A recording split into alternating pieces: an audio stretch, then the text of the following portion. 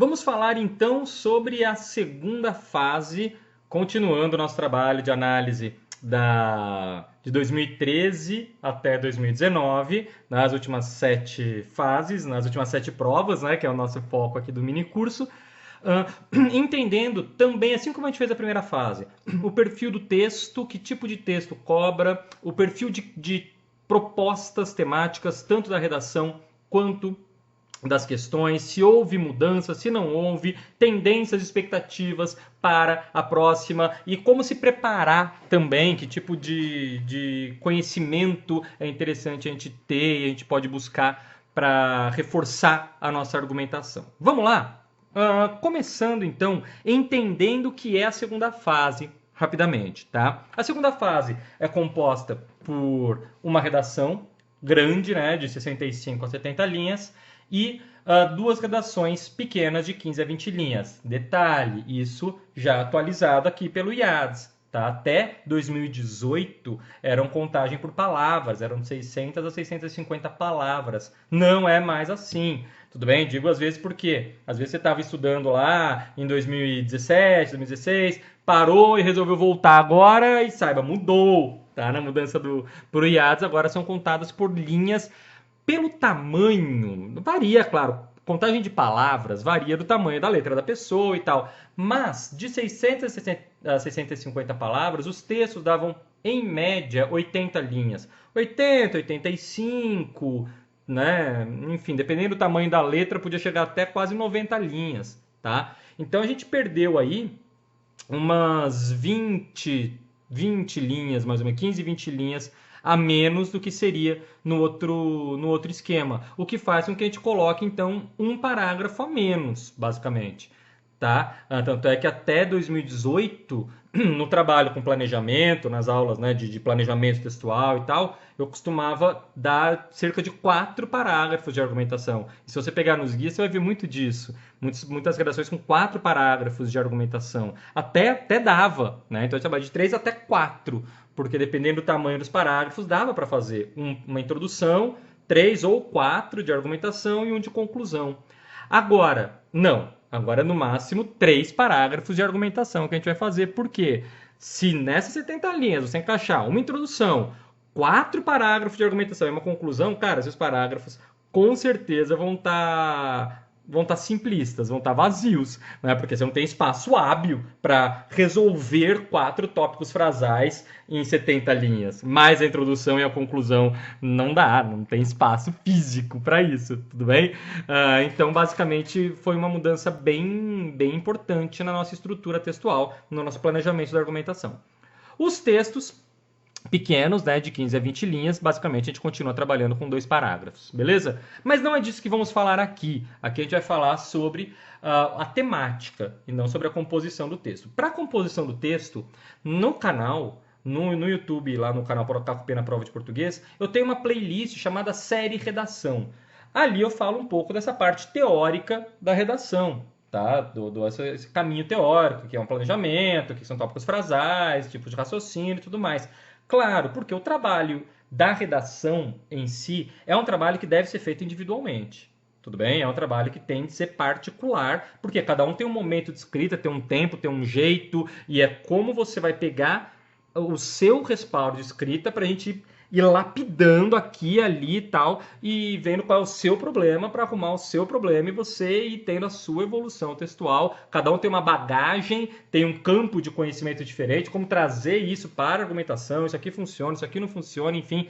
Então é um trabalho realmente muito individual, é igual tocar instrumento, né? Cada um toca de um jeito, então tem que ser aula individual. Não dá para fazer aula em grupo de instrumento, cada um vai desenvolver de um jeito, tudo bem?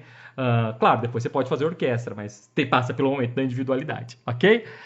Então é isso, o treino da redação é individual. Mas para pegar esses conceitos teóricos, você pode dar uma olhada lá nesse canal, nessa playlist do YouTube, beleza? Bom, então como que funciona essa segunda parte, essa segunda fase?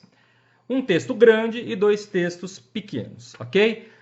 Os critérios de avaliação, esse aí eu recortei e colei do edital de 2019, tá? Para você ter ideia de como está no edital, tudo bem? Tá assim. Então você tem lá os critérios de avaliação da prova, pontuação máxima de cada um dos itens. Primeiro, a redação acerca de tema geral, total de 60 pontos. A gente tem 30 pontos, metade da prova, para os chamados aspectos microestruturais, né? Nos quais entram também, principalmente, as questões gramaticais. Entram também nos microestruturais, tá? Que são concordância, regência, crase, pontuação, a vírgula da restritiva, da explicativa, eles são muito rígidos com isso. Questão de propriedade vocabular, né? Eles são altamente exigentes em questão do uso denotativo. Linguagem figurada não entra e às vezes é até exagerada a exigência da denotação. Aí às vezes é uma conotação e tal, mas tudo bem, cara, eles são bem rígidos com isso. Questões de pleonasmos, né? Teve um aluno uma vez que eu peguei para fazer o recurso para ele, e eles descontaram, por exemplo, eles colocaram assim, estava confinado dentro de tal coisa. Confinado dentro, pronto, confinou dentro, cara. Marcaram lá como pleonasmo. Né? Que se você confina, claro que é dentro. Então é confinado em um lugar e não confinado dentro de um lugar. Se está confinado, claro que é dentro. Ninguém confina fora. Pronto. Os caras, eu estou usando isso como exemplo para você ver o nível de precisão conceitual que eles têm na prova. Tudo bem? Então é bem importante. Entra tudo isso nos aspectos microestruturais. Além desse domínio formal da linguagem. Maravilha? É bem importante mesmo, ok? A apresentação e impressão geral do texto, legibilidade, estilo, coerência, isso é a formatação, já vai te custar, vai te presentear com 10 pontos, né? Uma boa letra, uma letra legível, que eu sei que é maiúsculo, que é minúsculo, o parágrafo, né? O texto, como se tivesse, imagina o justificado no Word, né? Que fica assim, os parágrafos todos juntos aqui, ao término das linhas, isso é importante, tá? Isso vai se olhar, essa impressão geral, e entra também estilo, aí põe estilo, coerência, já vai um pouco para esse caminho aí também, a maneira de escrita e tudo mais. Capacidade de argumentação e capacidade de análise e reflexão. Isso aqui, a gente trabalha muito a importância do planejamento. Por que cada parágrafo está lá? Cara, planejar um texto, cara, é importantíssimo. Importantíssimo você planejar o texto, tá? É muito comum o cara que sai escrevendo, né? Tem mais ou menos a ideia e sai escrevendo. Cara, é nítido, tenha certeza disso, tá? É nítido o texto do cara que pensou mais ou menos e saiu escrevendo e foi deixando as ideias aparecerem. E o cara que planejou, que desde o começo ele sabe o que ele vai falar e como ele vai falar. É nítido, tá? Como eu falo para você, de analisar uma obra de arte. Um leigo pode olhar para dois pintores e achar que é tudo a mesma coisa, né? Um especialista olha para esse, olha para aquele e fala, cara, não, é outra técnica, é outra coisa. São pintores completamente diferentes aqui. Ok? E a redação é isso. Quando você começa a entender esse funcionamento textual, você percebe muito claro. Então, isso aqui, a capacidade de argumentação, análise e reflexão, você vai ver no planejamento. Como seus argumentos, como seus parágrafos vão se ligando. A gente tem umas estratégias, né, textuais. O primeiro é os parágrafos em paralelo, os argumentos em paralelo, que eu chamo, né? De argumentos em paralelo, que o cara pega o tema, pega a tese e vê isso, isso e isso. Os três meio soltos em si. Cara, esse, vamos dizer, é o primeiro colegial de uma escrita textual. Até para um Enem, uma coisa resolve bem. Por isso você vê muito curso de redação focado nisso. Né? Mas para o CACD, a gente precisa dominar isso e depois de dominado isso, a gente precisa passar de fase. Que é pegar esses três argumentos e interrelacioná-los de uma maneira que eles componham um todo. Existem estratégias para isso, técnicas para isso, claro, tá? Que não é o caso agora, mas só para você entender o nível de exigência dessa segunda fase, dessa composição textual. É isso que eu quero te passar, tá? Aqui que eu estava falando para você, né? Os 30 pontos de gramática, né? Concordância, pontuação e tal, coesão, conjunção, uso das conjunções corretas e tudo mais. Vai te dar 30 pontos, metade da prova, como eu te falei. Beleza? Então é isso. Na primeira fase, os aspectos microestruturais, aqui, ó, esse aqui são os microestruturais, certo?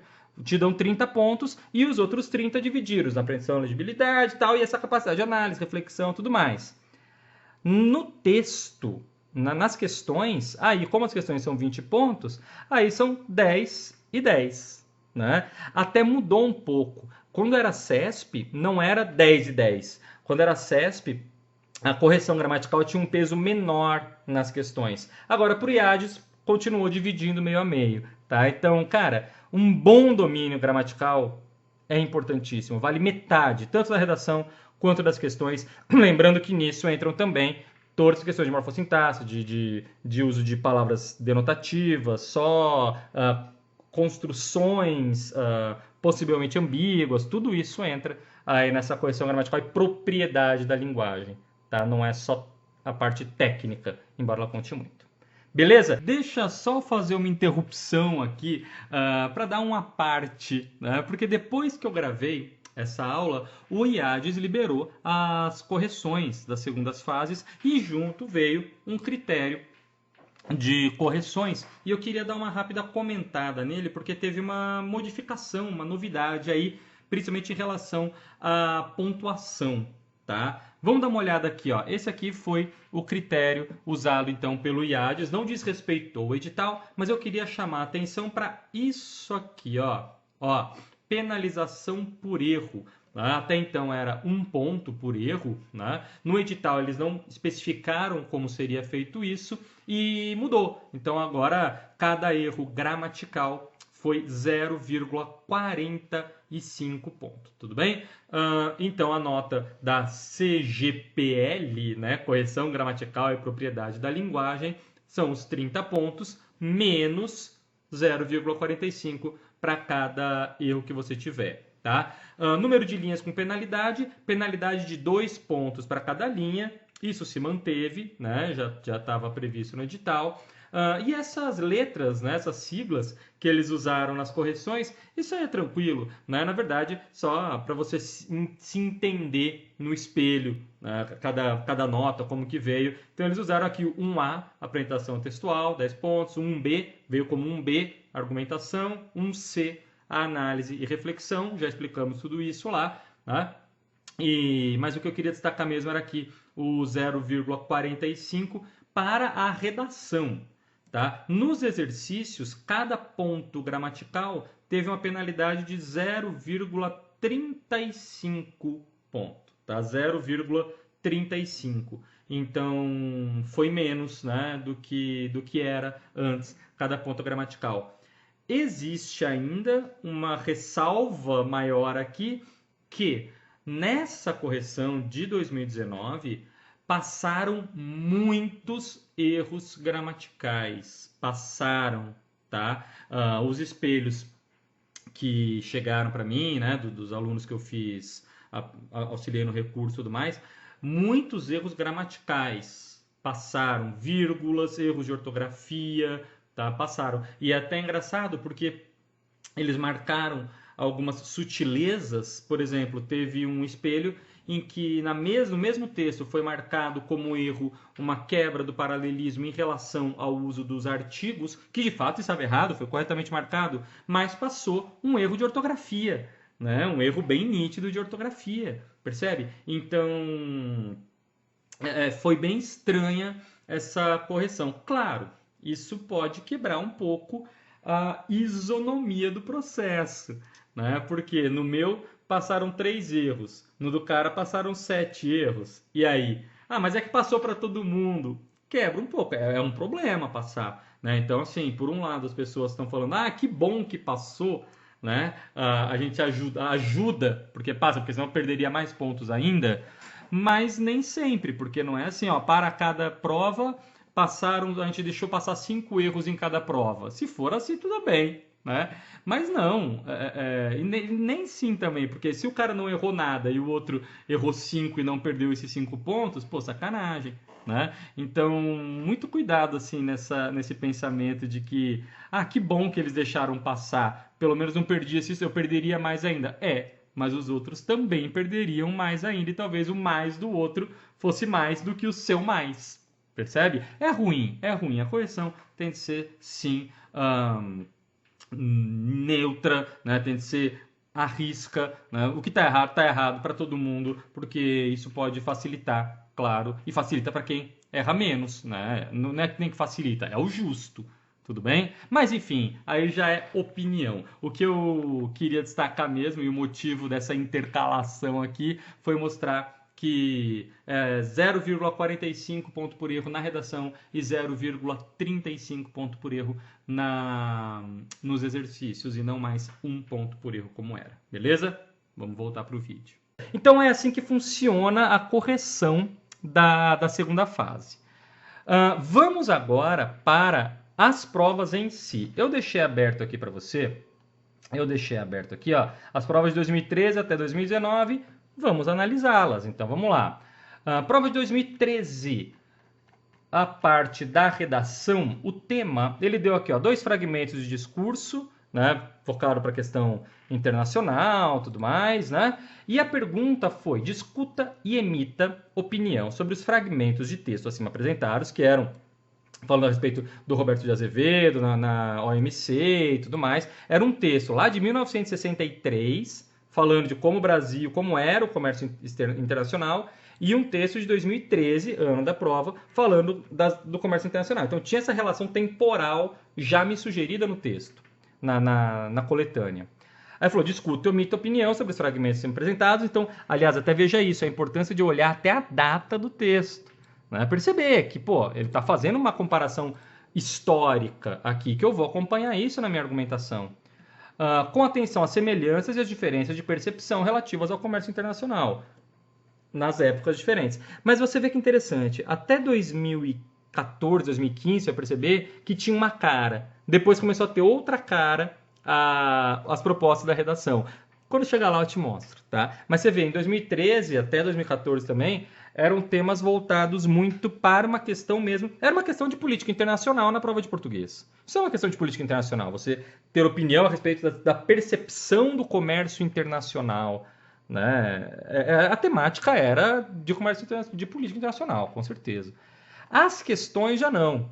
As questões já trabalhavam muito com a questão da identidade nacional, aspectos culturais, aspectos mais reflexivos. As questões já iam mais para esse caminho. Então a gente tinha aqui, ó, Luiz da Câmara Cascudo, O Luiz da Câmara Cascudo, cara, é talvez o nosso maior folclorista, né? Eu sou um apaixonado pela cultura popular. Acho que quem foi meu aluno já sabe, a todo momento eu falo, né, de literatura de cordel, enfim, faço relações com aspectos literários, culturais. Eu sou apaixonado por isso. Até esse livro da literatura oral no Brasil é um livro que, aliás, até uso em muitos simulados, eu uso textos dele, né? Olha aqui, ó, é esse livro aqui, ó, só para você ter uma ideia. Literatura oral no Brasil, da Câmara Cascudo, do Câmara Cascudo. É um livro bem bacaninha, também. Eu adoro a literatura oral, né, recita, enfim. E é bem importante essa relação, porque na segunda fase, essa relação é muito feita. Você começa a perceber? Então você tem aqui, ó, literatura no Brasil, Luiz da Câmara Cascudo, e fala: com base no fragmento acima apresentado, discuta como a ideia de interpretação mestiça repercutiu nos movimentos sociais e culturais do Brasil no século XX. Era ainda até um pouco mais específico, né?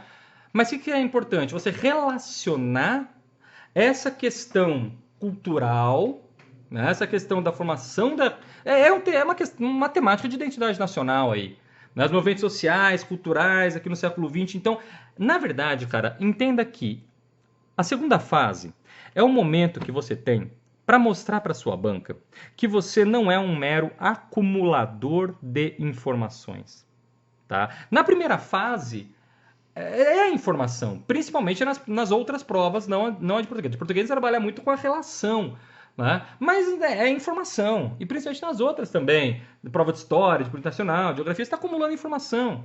Aqui é o momento que você tem para falar para a banca que você pega esses conhecimentos que você tem da outra matéria e usa para refletir a sua realidade a partir do conhecimento que você tem. Ou seja, é o momento que você tem para mostrar que você aplica o seu conhecimento de política internacional, você aplica o seu conhecimento de história, de geografia política, enfim, dos seus conhecimentos vários, você aplica isso na reflexão sobre o mundo. Tenha essa visão, tá? Então tudo é válido. Todas as relações são válidas desde que pertinentes, tá? E muitas vezes eles vão pegar essa temática mesmo, da identidade nacional, do que é Brasil, do que é o povo, certo? Características, né, do brasileiro. Mário de Andrade, primeira geração modernista também, né, um dos fomentadores da Semana de Arte Moderna. E aí, com base no texto acima apresentado, discorra sobre as recentes manifestações públicas nos planos nacional e internacional. Estávamos lá em 2013, então, cara, tá acompanhando o que está rolando? Já refletiu sobre essas manifestações? Ótimo. Relacionando-as em especial ao fragmento, olha lá. Por que os governadores não me escutam? Por que não me escutam os plutocratas e todos os que são chefes e são fezes? Então, claro, conhecer o contexto da Semana de Arte Moderna é bacana? Muito.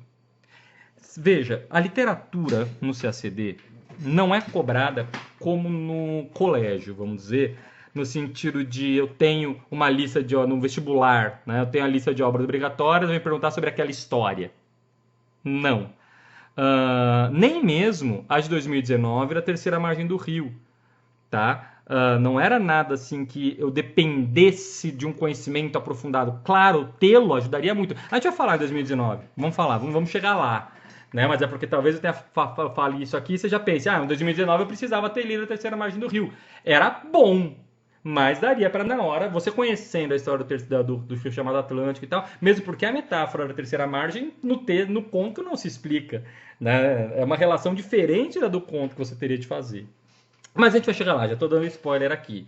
Mas o que eu quero que você perceba não é assim, eu preciso ler essa obra que vai perguntar sobre o personagem, nome do personagem, qual é a relação, não vai, relacione duas obras, no sentido de, relacione a visão da mulher em Machado de Assis e em Clarice, sei lá, não é isso, tá? Mas o conhecimento do contexto literário vai me ser útil na hora de refletir sobre a proposta, certo? Então, claro, se eu não conheço a Semana de Arte Moderna, nunca ouvi falar de Mário de Andrade, eu tenho um texto aqui. Eu vou ler esse texto e vou me virar com o que o texto me dá. E dá para me virar? Dá. Se eu conheço Mário de Andrade, conheço o contexto, cara, aí eu já começo com outra propriedade. Não é...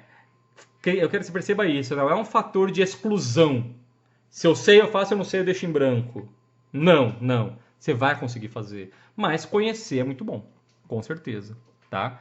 Então, 2013 foi isso. A questão, a redação grande era mais voltada para a questão do comércio internacional. Era de 600, 650 palavras, como eu te falei, né? Hoje já não, são 65 a 70 linhas. E as questões já cobravam, já entravam para a questão da identidade nacional. 2014, mesma coisa.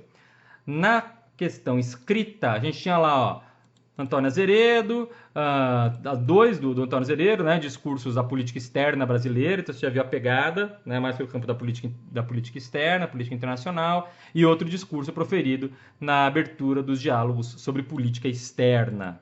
Tá? E aí, a partir da leitura dos fragmentos do texto acima, discuta e opine a respeito das perspectivas de longo prazo da política externa brasileira, tendo em vista as circunstâncias internas e os cenários internacionais a ela relacionados. Cara, é uma questão de política internacional isso aí. Tá? É uma discussão sobre política internacional. Tem uma pertinência da questão sociopolítica aí. Tudo bem? 2014 ainda tinha isso. As questões já não. As questões já iam para o mesmo caminho. Então, colocou aí um Gilberto Freire, historiador, né, conhecido aí da parte da história, mas falou, considerando que o fragmento de texto acima tem caráter unicamente motivador, mais uma vez, precisava ter lido esta obra do Gilberto Freire? Não, é motivador. Mas lê-lo ajudaria? Claro que ajuda. Discuta a importância, mas olha a questão, a importância da manutenção da consciência sobre a nacionalidade em contraste com a absorção de influências estrangeiras. Cara, aqui é uma questão de o escopo maior, identidade nacional, certo? O que é a nossa nacionalidade pelas influências estrangeiras? Aí, claro, posso fazer uma relação com o manifesto antropofágico, posso. Aí, você vai fazer as relações que você tem. Eu, por exemplo, nos meus desenvolvimentos temáticos, Claro que eu sempre vou puxar para aspectos literários, culturais. Por quê? Porque eu sou formado em letras, porque eu sou apaixonado por essa questão da cultura popular, eu estudo cultura popular, me interesso muito por isso e também puxo para aspectos psicológicos. Né? Eu sou hipnoterapeuta, tenho formação em programação neurolinguística, enfim. Então o meu desenvolvimento temático acaba sempre indo por esse caminho. Então eu vou falar disso aí, eu vou falar de questões psicológicas e falar de questões culturais. Eu chamo isso porque é o meu campo de conhecimento. Você tem o seu campo de conhecimento. Então, às vezes a gente olha o texto feito por outra pessoa e fala, nossa, eu nunca falaria isso. Claro, porque você não é aquela pessoa. Todos os temas, cara, têm várias possibilidades de relações. Qual é o seu conhecimento, qual é o seu campo de conforto, como trazer esse tema para o seu campo de uma forma pertinente. Mas se você usar as informações que você tem do seu caminho para refletir sobre aquilo, não precisa falar sobre o que você não sabe. Deu para entender? Isso que eu falo que é o foco de trabalho para uma segunda fase. Foque por aí. E claro, quanto mais coisa você conhecer, mais relações você pode fazer. Quanto mais informações você tiver, mais relações você faz. Óbvio, né? Mas é isso, ó. As questões tinham já essa cara. E aqui, ó, Marlene de Castro sobre literatura de cordel, falando a respeito. Precisa conhecer literatura de cordel? Não, não. Na verdade, ele estava falando, ó, com base no texto acima, discorra sobre as oportunidades para que a inovação surja em um contexto de tradição. Cara, tem a tradição e vem a inovação. E aí? Mas aí, cara, você vê uma reflexão mais ampla. Você pode puxar isso para vários caminhos. Agora, eu conheço a cultura, já conheço o cordel, posso fazer essa relação para chegar onde eu quero. Claro, aí vai de quanto mais você tiver de bagagem, melhor. Mas nada é pré-requisito. Algum conhecimento de algum assunto você tem, certo? Principalmente porque se você chegou a uma segunda fase do CACD, é porque você tem muitos conhecimentos sobre muitos assuntos, ok? Mas traz isso para sua argumentação, claro, tudo bem? Vamos para 2015. O que cobrou em 2015? Olha só, cara, aqui em 2015 começou a mudar a cara da redação. Começou a mudar a cara. 2013, 2014, como eu falei, eram questões de política internacional na prova de português, certo? Só que além do assunto era visto mais assim, não só o conteúdo, mas como esse conteúdo está sendo passado, coesão, coerência, propriedade gramatical, maneira, desenvolvimento argumentativo, tudo isso estava sendo olhado também. Mas a temática era política internacional, chegava ao risco de você não sei e não saber nada do assunto. Porque não era um assunto reflexivo, como nas questões que você puxa pro seu campo. Não dava pra fazer isso, né? Era um conhecimento. Tenho, não tenho. Embora, estando numa segunda fase do CACD, conhecimentos que provavelmente você teria, né? E você tem. Aí, em 2015, começou a mudar de cara. Em 2015, eles colocaram um texto do Lúcio Cardoso, do qual até já falamos na nossa análise da primeira fase, ele já tinha aparecido na primeira fase. E aí, tendo por fundamento as ideias defendidas pelo autor do texto acima, discuta o que é ser um diplomata brasileiro.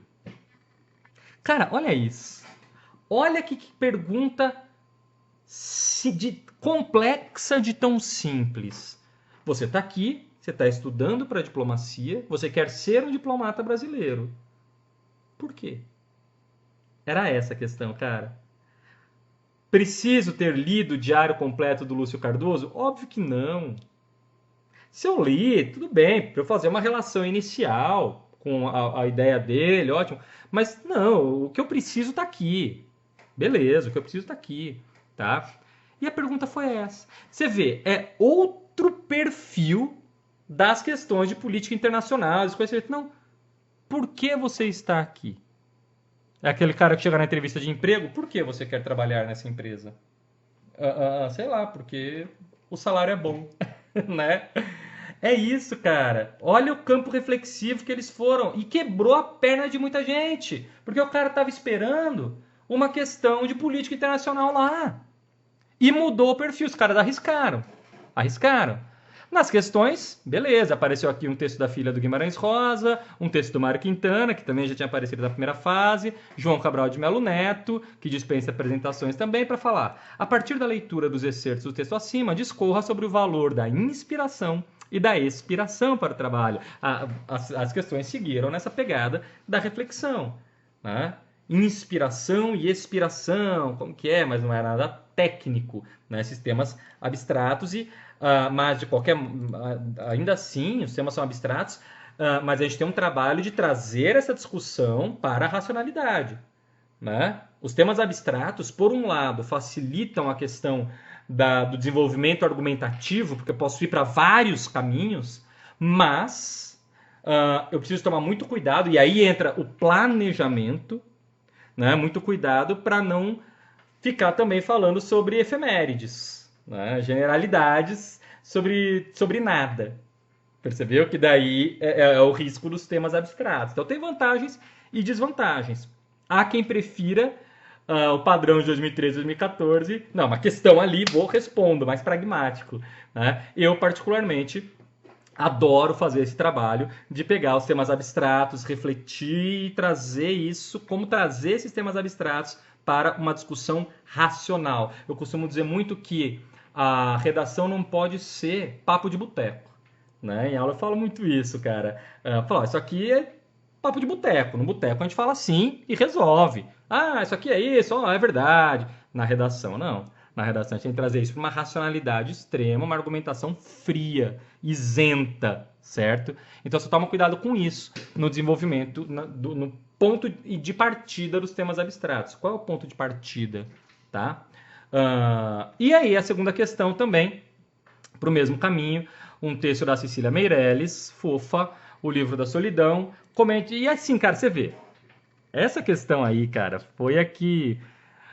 Primeiro, esse 2015 foi um divisor de águas nas segundas fases, né? Porque o cara estava habituado à identidade nacional, como eu te mostrei, né? Algo pesado, a questão inicial de política internacional. Primeiro ele me veio com: por que você está aqui? O que é ser um diplomata? E depois ele veio com: que livro você levaria para uma ilha deserta? Né? Essa pergunta de concurso de Miss. Né? Comente a opção de levar um dicionário para uma ilha deserta e aponte na conclusão, justificando a sua escolha. Que livro levaria consigo caso estivesse na mesma situação da autora? Cara, que livro você levaria para... Por que você está aqui? Que livro você levaria para uma ilha deserta? Cara, seria uma entrevista de emprego do nível mais clichê possível. Só faltou falar assim, na do meio ser: aponte uma qualidade e um defeito seu. Só faltou falar isso, né? Mas, cara, você vê, foi um divisor de águas, cara. Reflita. Reflita sobre a sua vida, cara. Sabe? Você é um mero acumulador de informações ou você sabe por que você está fazendo tudo isso? Tem uma noção de que você está fazendo aqui? Foram pro extremo e deu certo. E eles gostaram da brincadeira. Daí pra frente, cara, temas por esse caminho abstrato. Claro que para chegar ao trabalho com temas abstratos, primeiro é fundamental que você domine a estrutura argumentativa em textos racionais. Eu digo isso porque às vezes, eu não sei, se você já tem um bom trabalho de redação, ok. Mas às vezes o cara está começando agora e já quer começar respondendo temas abstratos. Cara, aí é um passo pro abismo. Por quê? Primeiro, você vai pegar temas mais racionais, concretos, para treinar e entender o que é uma introdução, como é a questão da ambientação, da tese, os tópicos frasais, a progressão argumentativa, sem que o tema seja um empecilho. Dominou a estrutura argumentativa? Ótimo. Vamos agora pegar os temas abstratos, porque a gente já sabe trabalhar. Agora vamos colocar o tema como problema. Então, trabalhe, tenha sempre em mente esse processo.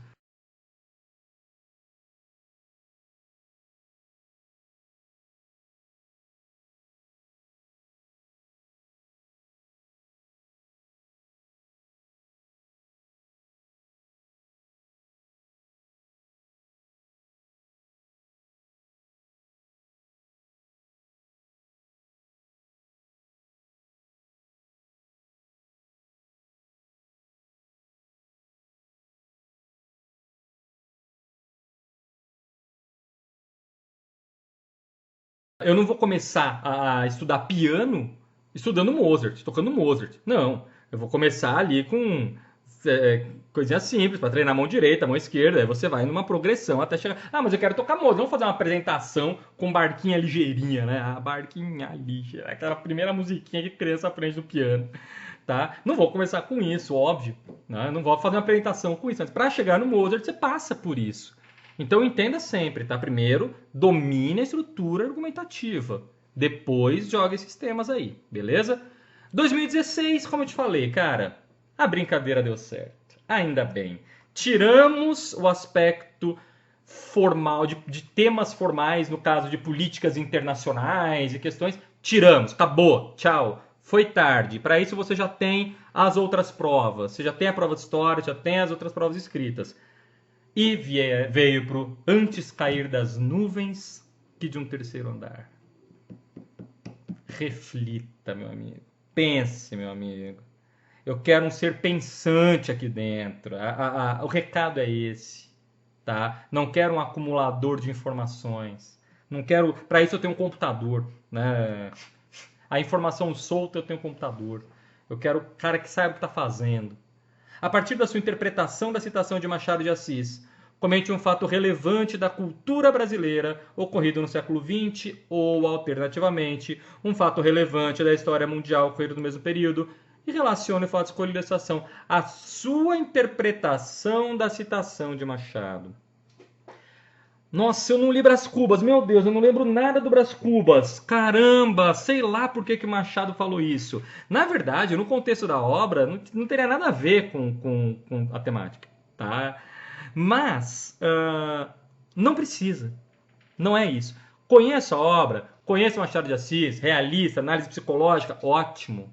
Posso, na introdução, fazer uma análise, fazer uma ponte entre o contexto do realismo machadiano com a citação que eu escolhi, com o assunto que eu escolhi? Posso, vai ficar show de bola.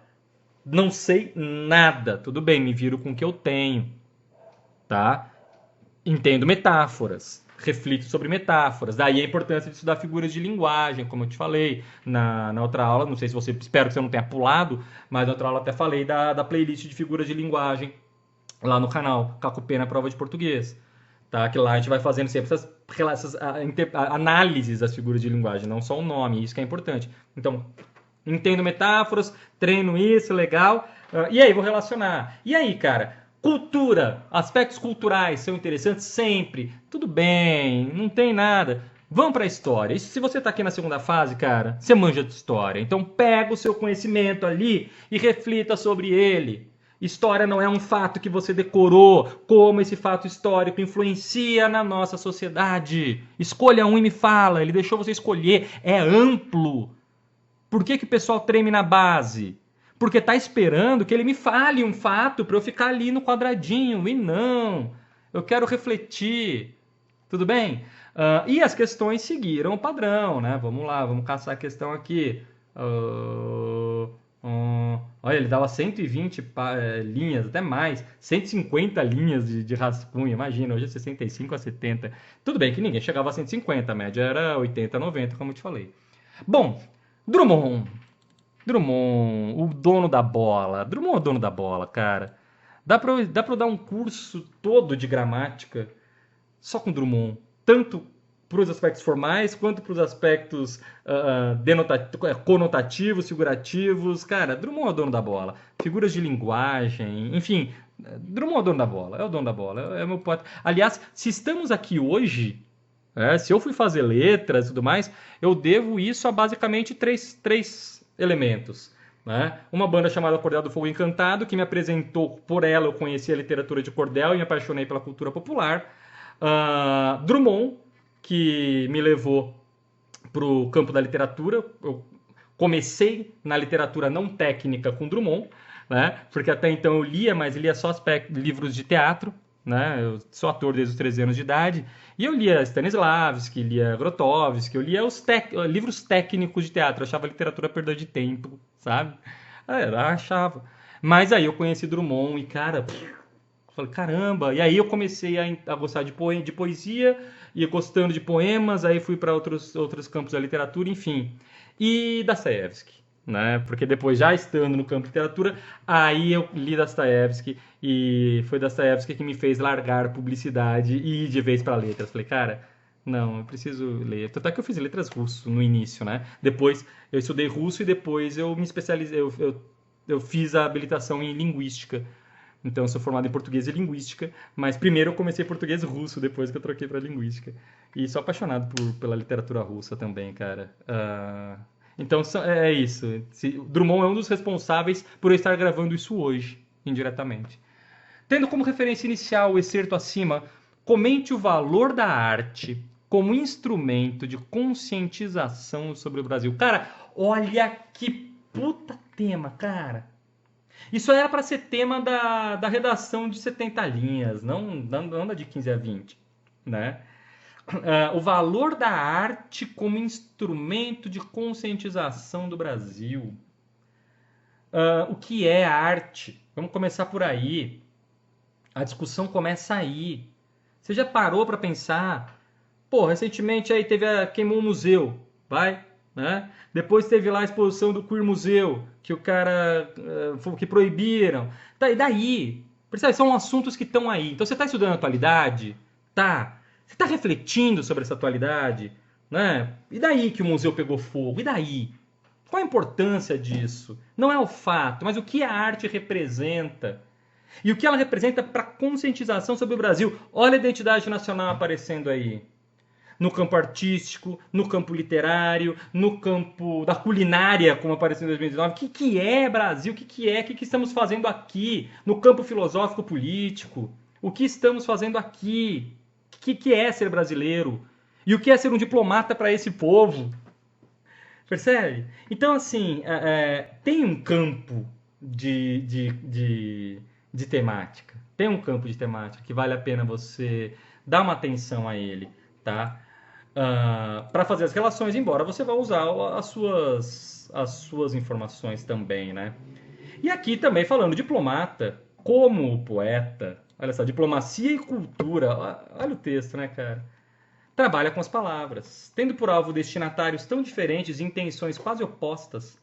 Ambos as usam para mostrar e para ocultar, para convencer e iludir. Comente a citação acima, indicando se concorda com as ponderações nela contidas e discorra sobre a importância da retórica na diplomacia. Cara, você estuda retórica para fazer redação. Um curso de redação. Aliás, cuidado, né, cara, com curso de redação que viram generalidades, né? Fica discussões sobre temas. Tem muito curso que faz isso, né?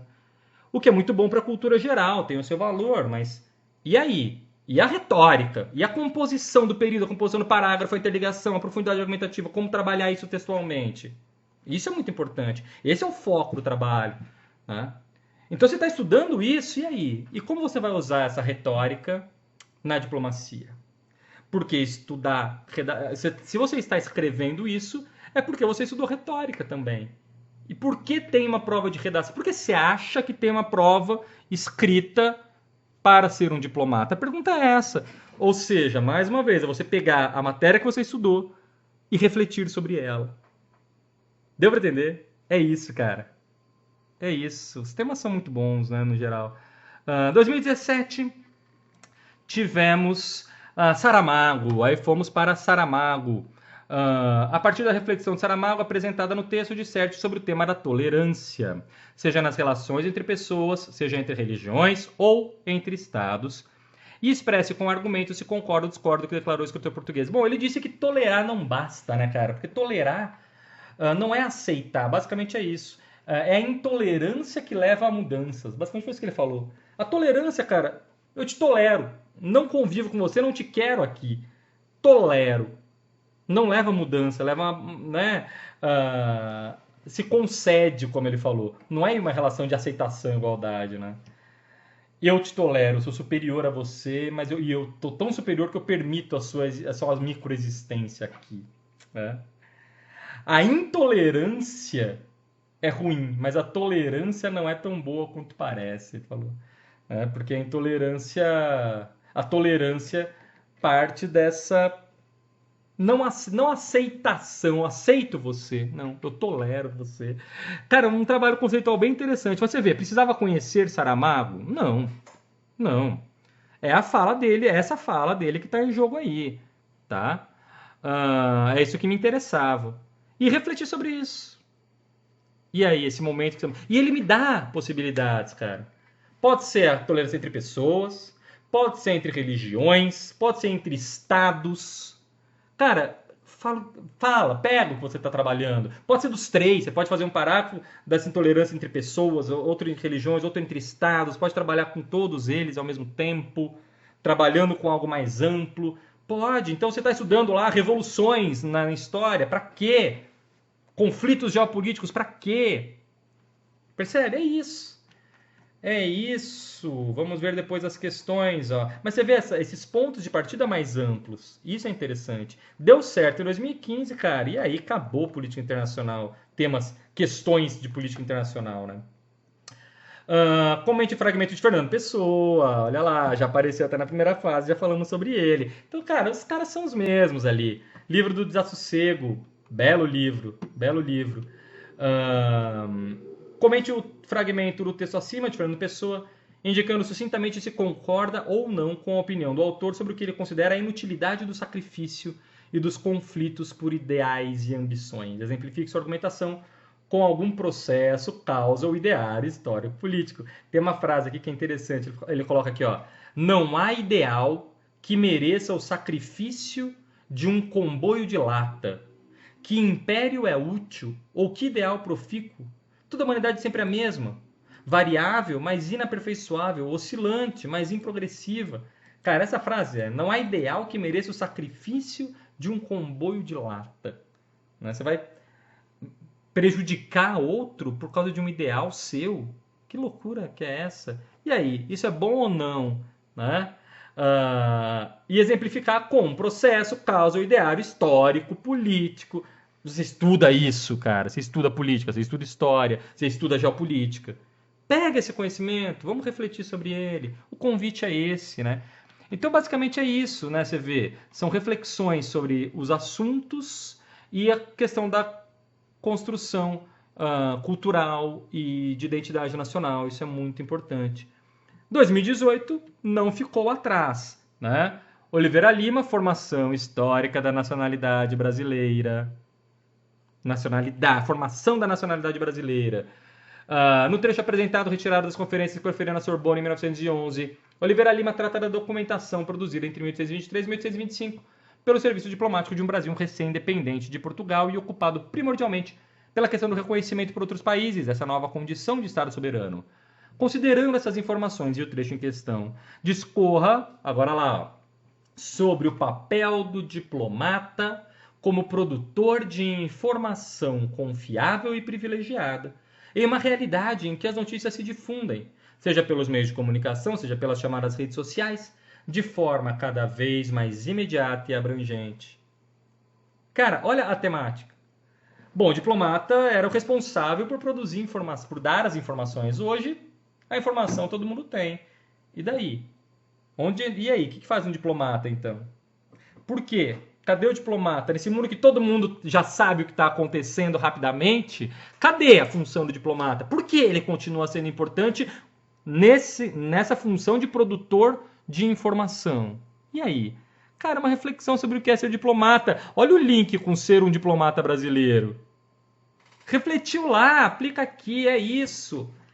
É isso, meu amigo. Cadê? Vamos para as questões aqui de 2018. O que tivemos? Meu Deus, quanta linha. Discurso proferido pelo presidente da Assembleia Nacional Constituinte. Discurso de Ulisses Guimarães. Esse aqui pegou um pouco também do aspecto político, mas ainda assim mais reflexivo. Nem chegava aos pés das questões da redação de 2013 e 2014. Embora tenha focado na questão da Constituição. Né? Este ano, a Constituição da República Federativa do Brasil comemora 30 anos de vigência. Aí você vê, ano de 30 anos da Constituição. Cara, naturalmente você soube disso em 2018. Se você estava estudando para diplomacia em 2018, o mínimo era saber que a Constituição brasileira estava há 30 anos. Né? E se não, você saberia aquela hora. Mas eu digo isso por quê? Porque você estuda a Constituição, caramba. É assunto não é assunto genial. É assunto aqui, do seu campo de estudo. Considerando a reflexão do deputado Ulisses Guimarães, feita com base na imagem das conchas côncava e convexa da arquitetura no Congresso Nacional. Escolha um aspecto que possa ser interpretado como bênção do céu ou súplica da terra na história recente da sociedade brasileira e discorra sucintamente sobre ele. Caso o aspecto escolhido figure no texto constitucional, comente se sua implementação tem sido exitosa. Cara, é porque o Ulisses Guimarães aí fez uma comparação, né? As conchas, uma para cima, vendo as súplicas do céu, recebendo as bênçãos do céu, e a outra para baixo, atendendo as súplicas da terra. Né? Uma fala bem conhecida dele até. E aí falou, cara, mas escolhe, ó. Escolhe um aspecto da história, escolhe. Você estudou tantos, escolhe um, veja qual deles mais cabe aqui para você. Né? E aí, esse aspecto, essa ideia, foi para atender uma necessidade da terra, ou foi uma bênção do céu? E aí? Ou foi os dois? E aí? Né? E se tiver na Constituição, então você escolhe, cara. Você leva a argumentação para o que você tem. Daí a importância de estudar retórica. Por quê? Por um lado, essa questão de tema amplo me facilita eu poder conduzir a argumentação. Por outro, como eu falei, a gente tem que tomar cuidado para não querer abraçar o mundo. O planejamento é importante. Então, falar isso. Isso. Não cabe aqui. É uma informação legal, mas não cabe aqui. Põe num blog aí, posta no Face. Na redação não vai caber. Tudo bem? Eu falo disso na playlist da série Redação. Depois tivemos aqui, tendo como referência o fragmento do texto apresentado, dê sua opinião sobre a relevância da Declaração Universal dos Direitos Humanos, adotada há 70 anos atrás, e sobre a universalidade ou não dos direitos proclamados. Olha aí, cara. A Declaração Universal dos Direitos Humanos. É boa? Não é boa? E aí? O que já foi até tema de FUVEST, cara. Pra você ter ideia. Essa reflexão sobre a Declaração Universal dos Direitos Humanos.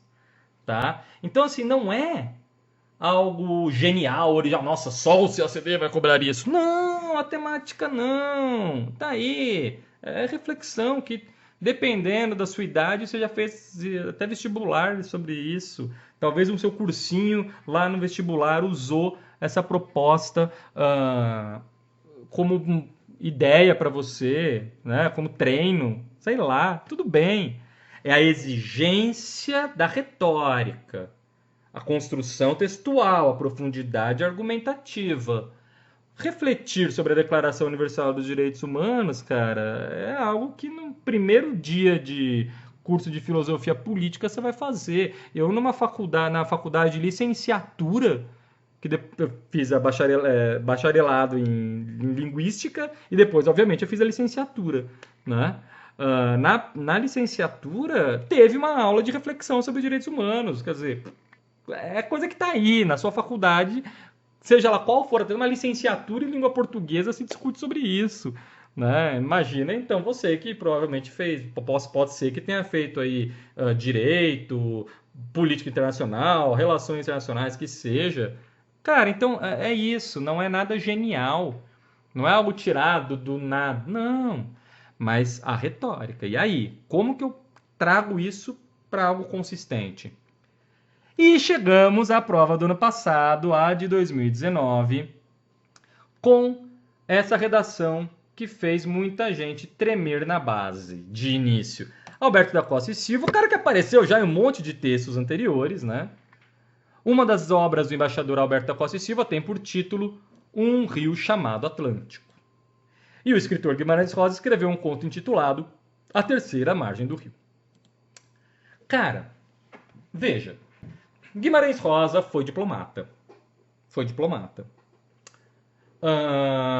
Guimarães Rosa é um cara estudado no ensino médio.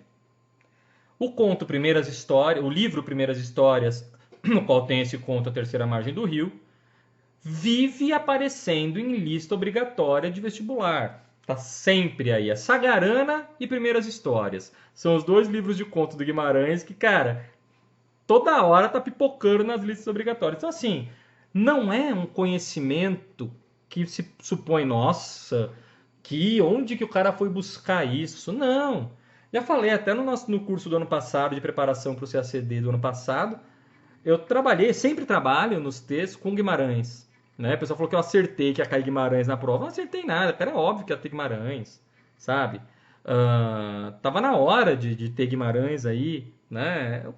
Tá tudo aí, sabe? E é um conto famoso de um cara famoso. Agora, mais uma vez, eu conhecer e ler e analisar a terceira margem do rio ajuda muito.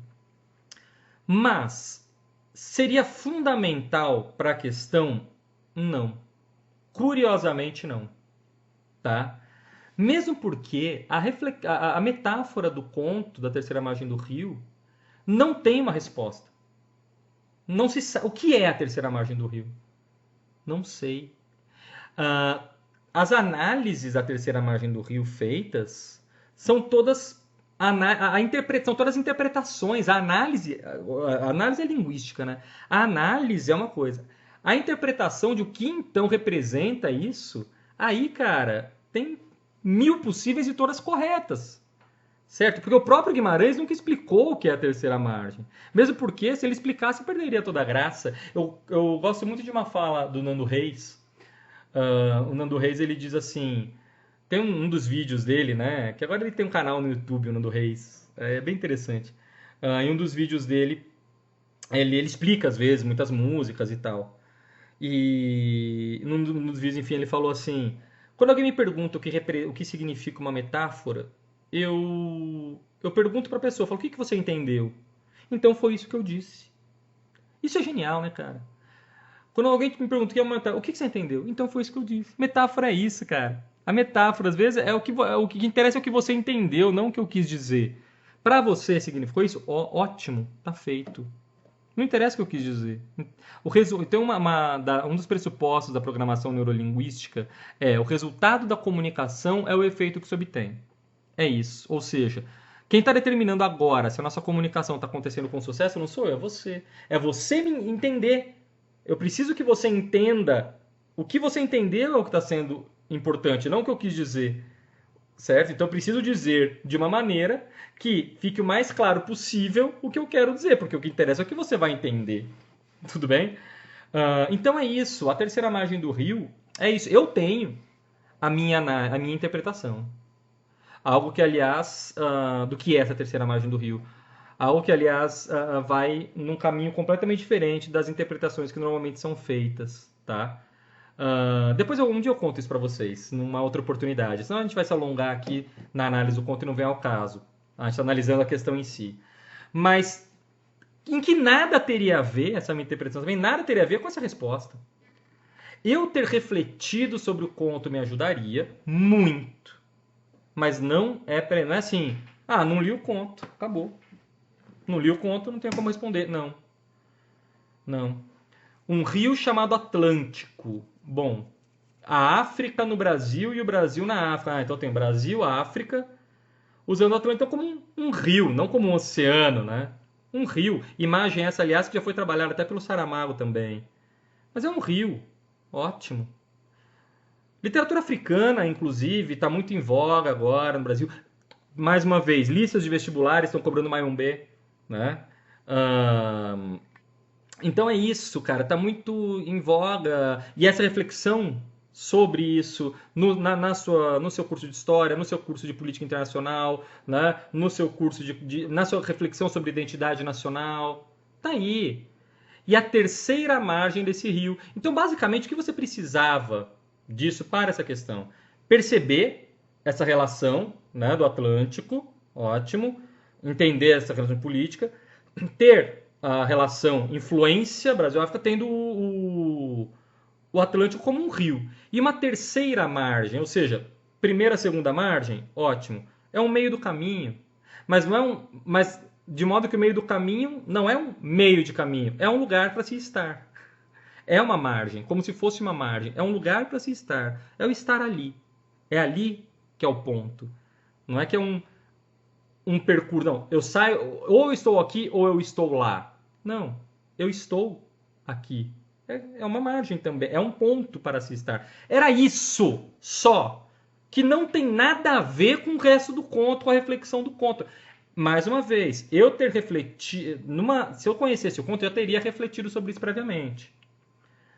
Mas entraria por outras interpretações subjetivas que o conto me sugere. Aqui, associando isso, essa metáfora, a essa, é outro caminho. É um caminho que, aliás, o conto não me sugere.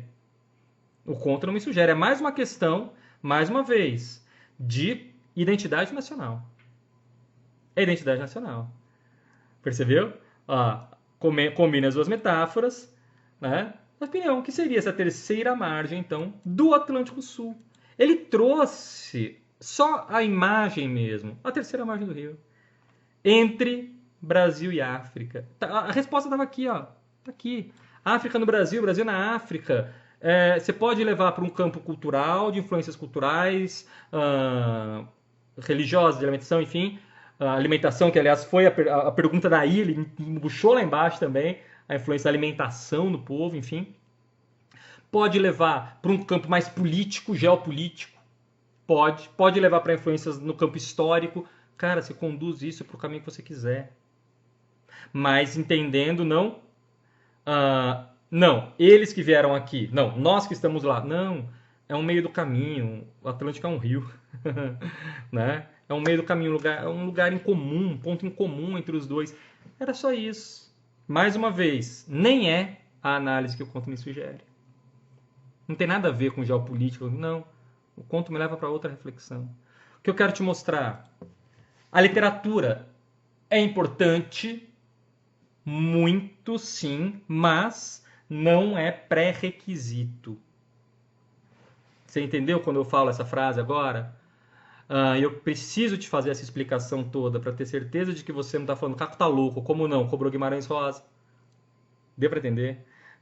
É importante. Mas o conhecimento dos contextos literários me ajudam muito, isso com certeza. Mas de nada vale sem a reflexão sobre eles. De nada vale sem a reflexão sobre... E daí, cara? Como era o que esse contexto... Como o contexto histórico se reflete na arte? O que é essa arte produzida nesse período? Isso é importante, mas eu preciso conhecer os movimentos. Né? E isso já vai justificar muito a indicação bibliográfica que eu vou fazer para vocês. Essa reflexão já justifica muito a indicação bibliográfica que eu vou te falar lá, tá? O que é bom, o que não é bom, o que passa do ponto, o que é bom, mas para um segundo momento. Vou te falar muito disso lá. Bom, o direito à literatura. Olha que texto lindo do Antônio Cândido, cara. O direito à literatura. Antônio Cândido, já falamos dele aqui também, né? O Antônio Cândido e Alfredo Bossi são os dois nomes da nossa literatura.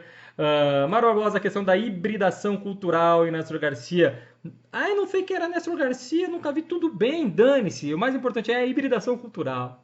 A cultura, reflexão sobre identidade nacional, a cultura, heterogeneidade no temporal. Fala em culturas nacionais. Tem um dos textos que eu faço um simulado também com eles, tem um simulado com ele, que é falando sobre as culturas. Não se fala em cultura popular, mas em culturas populares. Esse texto é muito, muito genial, né? E você vê, é pertinente, né? No simulado a gente vai trabalhar com ele também, mas aí já pro final. No texto, O Direito à Literatura, o crítico literário brasileiro Antônio Cândido afirma que a literatura em sentido amplo tem de ser vista como um direito básico do ser humano. No texto, a questão da hibridação cultural de Néstor Garcia Concline, o pensamento dos pesquisadores ressalta o aspecto híbrido das culturas latino-americanas observado por Concline. Cara, ele mastigou esse primeiro ponto aqui, ó. Isso aqui, cara, desnecessário. Por quê? É aquela tristeza que dá no coração quando a gente entende o texto, né? O cara entendeu o texto, fala, pô, entendi. A análise da coletânea e deve ser um dos pontos. Ler e entender que ele está falando. Aqui ele mastigou. Tá bom, se você não entendeu, eu vou te explicar. Tá bom? Foi isso. Não precisa, né? Deixa o cara entender. Mas enfim, com base nessas leituras, discorra de forma crítica e sucinta, claro, você tem só 20 linhas, acerca da relação entre a consciência de unidade e identidade e a consciência da diferença, a alteridade, na cultura brasileira contemporânea, no contexto das relações internacionais. uou, identidade nacional dentro do seu campo de estudo. Não é, mais uma vez, não é como em 2013. Não. É mais um aspecto reflexivo. No contexto das relações internacionais, como entram essas questões da identidade e alteridade cultural? Como você lida com isso no trabalho de diplomata? Olha que interessante, cara. É interessante. O pessoal xinga porque às vezes acho que não para perceber essa unidade temática, né? E você agora tem isso, você tem essa identidade temática, cara. Isso é muito importante. Isso é um passo muito importante. E depois com... Ó, quem apareceu de novo. O Câmara Cascudo. História da alimentação no Brasil. Falando sobre alimentação, cara. O alimento representa o povo que o consome. Preciso conhecer a Câmara Cascudo, Caco? Precisar, não precisa. O que eu preciso para desenvolver a questão, eu tenho aí. Se tem isso como diferencial, ótimo. Ajuda muito. Se não, me viro com o que eu tenho. Ótimo. É isso, essa foi a prova de 2019. Cara, mais uma vez, então, o que é importante, qual foi a minha ideia com essa aula de análise da segunda fase? Você entender essa mudança de estilo das redações, essa importância da prova de 2015. 2015 para frente é outra temática nas redações, embora fosse uma temática que já vinha aparecendo nas questões. Não foi novidade, mas a novidade foi levar isso para as redações. E agora tomou esse pé. Então, como se preparar para a segunda fase? Em relação a conteúdo, questões envolvendo identidade nacional, cultura geral, cultura popular, ajuda muito, né? Essa questão da construção da identidade nacional, mas usar, quando você estudar história, você estudar geografia, você estudar geopolítica, você estudar relações internacionais, usar isso já refletindo sobre, ok, e como isso, o que isso representa aqui? Como eu uso isso aqui no Brasil? O que é o Brasil? No meu trabalho de diplomata, por que isso vai ser importante? Tá? Reflexões sobre isso, sobre o que é o seu trabalho de diplomata e o que é esse povo que você está representando lá fora. É isso. Tome isso por base nos seus estudos, tá bom? Vou indicar umas bibliografias para vocês também na indicação bibliográfica, mas a ideia é essa e foco, então, em aula de redação, em preparação para redação, foco na rigidez da escrita, que não é uma forma, não existe forma, tá? Aliás, quando o cara detecta forminha de redação, cara, cai fora, porque você vê, os temas, cada um me leva para um caminho diferente. E a retórica permite isso. É um estudo da rigidez da retórica, eu digo da progressão argumentativa e da precisão gramatical, conceitual. Isso é muito importante, saber trabalhar, né? Entender a gramática como algo mais amplo, como ferramenta de expressão. Isso é importante, é um estudo bem aprofundado aí. Beleza? Então é isso, espero ter deixado claras para vocês as intenções da segunda fase. E próximo passo, indicações bibliográficas. Te espero na próxima aula.